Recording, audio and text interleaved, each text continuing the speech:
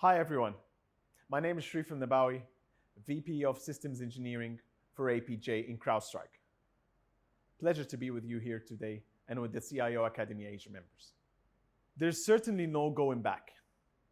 The year of 2020 has been a year full of events, staggering events across all aspects.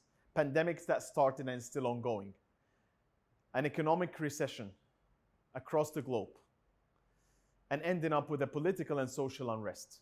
And it really makes you wonder what's coming next. We have all been forced to adopt and rely highly on technology.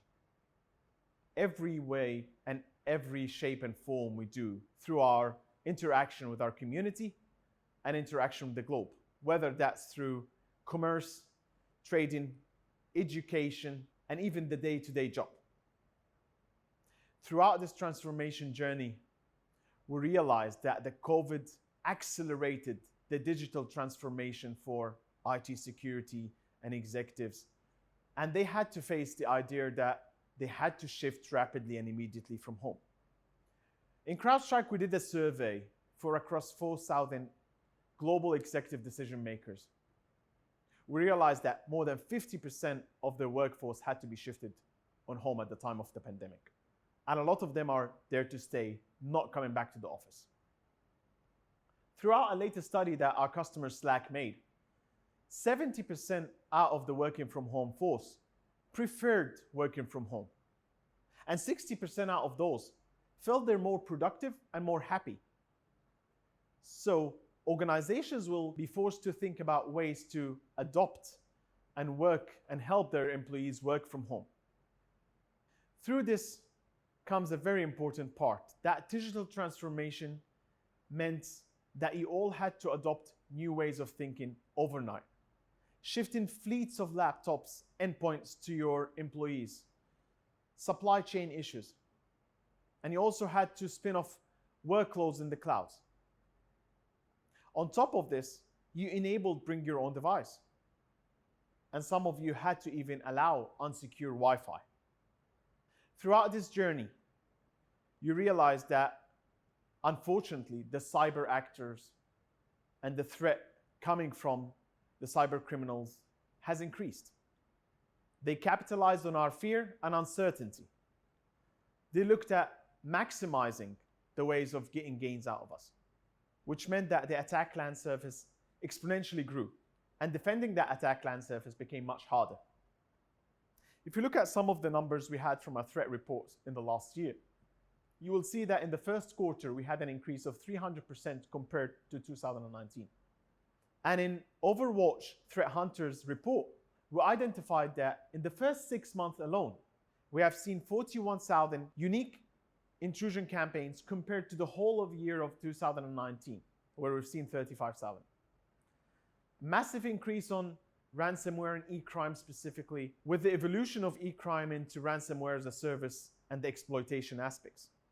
On top of all this, we've all been targeted through phishing campaigns, and we've seen a huge surge in the number of COVID-themed files.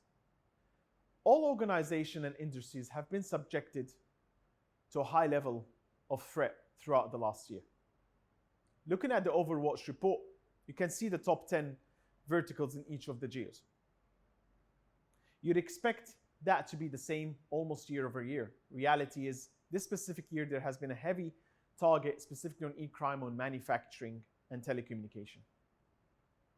You can relate that directly to the pandemic and what's happening and the increased load in terms of production on the manufacturing line. To enable the digital transformation, we had to first enable the security transformation journey.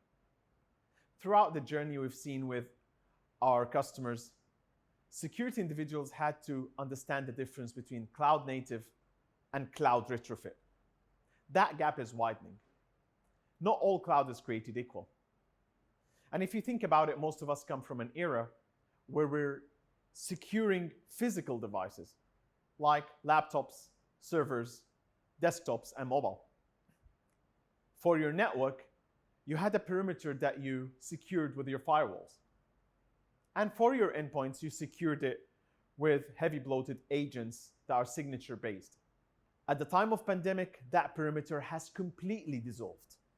As a matter of fact, the endpoint itself became your perimeter. And on top of this, the endpoint itself became a dated terminology.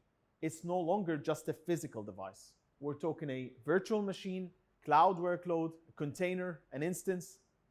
So we had to think about securing all that, securing all workloads.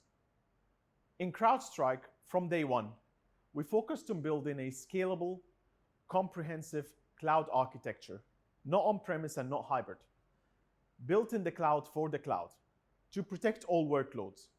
We anchored that around the endpoint protection suite, using cloud scale AI along with deep link analytics to be able to produce world-class EDR, next-gen AV, device control, and firewall management. We moved on to securing the cloud, and we focused on workload protection, security posture assessment, and the cloud discovery.